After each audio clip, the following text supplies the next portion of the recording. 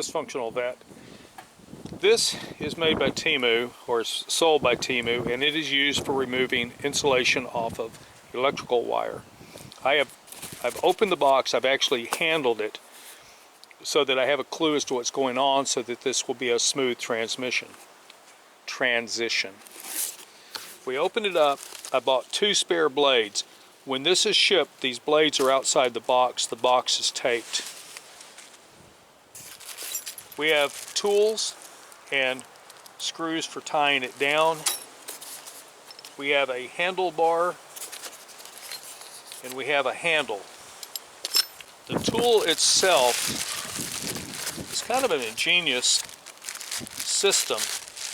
It's covered with oil, which is a good thing.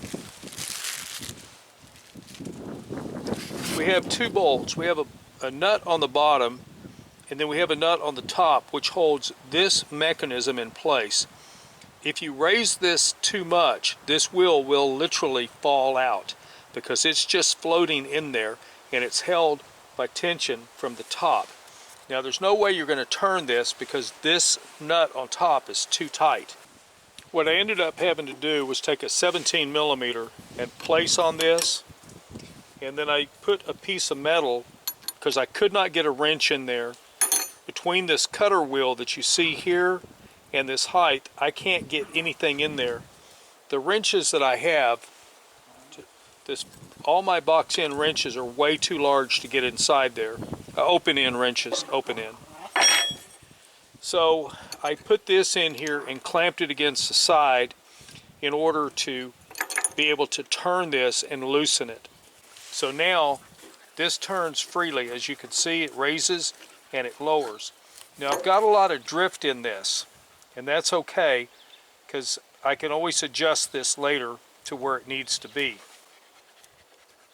Now, the way this thing is designed, you screw this down, you run your cable in here, and then you use that handle in order to turn it.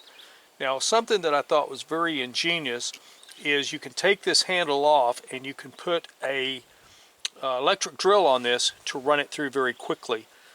I think that's contraindicated for my purpose, but for someone else it might work.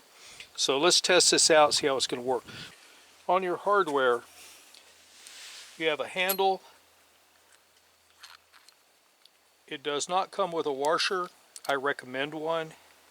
This screws in down here like so. Screws in like this. That allows you to turn it. I apologize for using a terminology some of you may not know.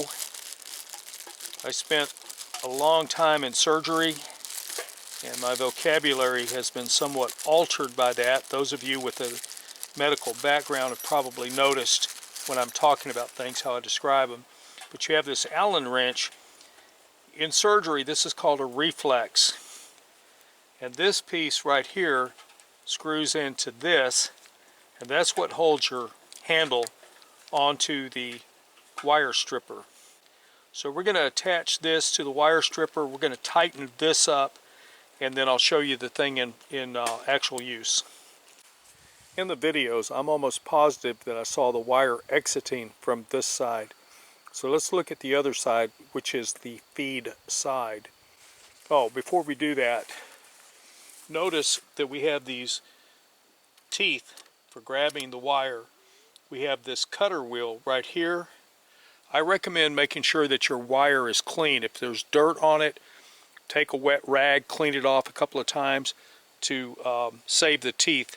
There's nothing that destroys the edge of a knife faster than dirt. These holes in the back are supposed to be guides for different sizes of wire.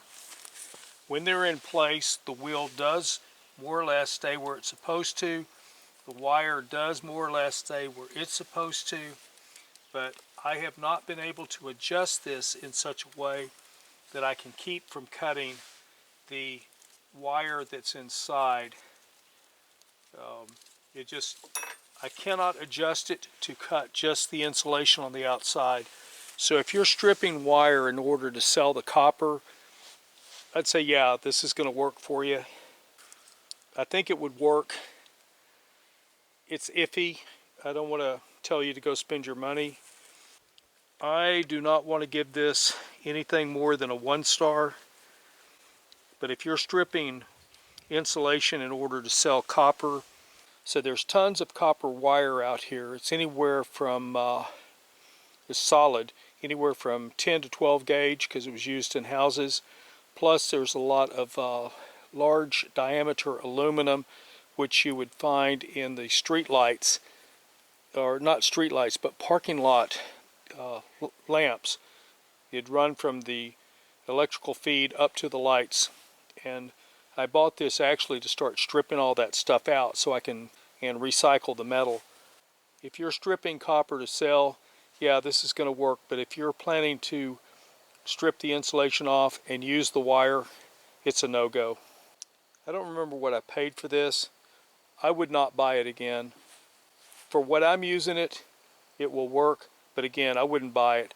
I'd bore a hole through a piece of wood, split the wood, put a razor blade in it, and use a come-along to pull the wire through.